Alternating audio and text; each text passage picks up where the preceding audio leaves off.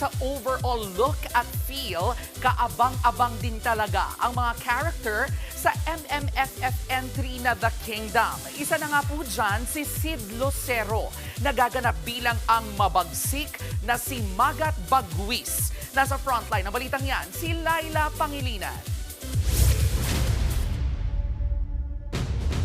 Panganay na anak ni Lakan Makisig. Leader ng Lower Datus ng Kingdom of Kalayaan. Siya, si Magat Bagwis.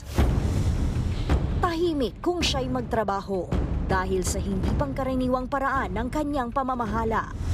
Bilang kaisa-isang lalaking anak, inaasahan niya na siya na ang susunod na mamumuno sa kaharian.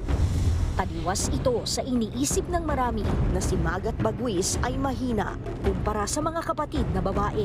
Kaya bisyo at pagiging agresibo ang ginagawang panakip sa kanyang kahinaan. Si Magat Bagwis na kaya ang papalit sa trono ng kanyang ama?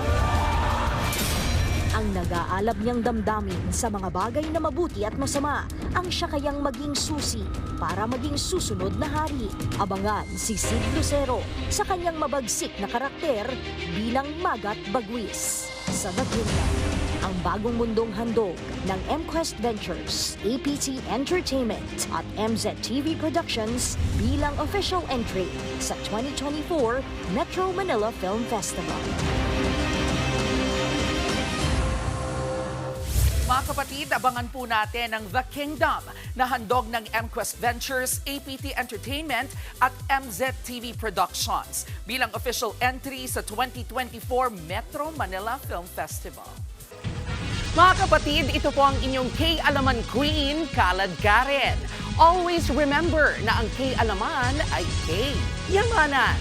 Kaya para sa latest showbiz news at dagdag impormasyon, mag-follow at mag-subscribe sa social media pages ng News 5.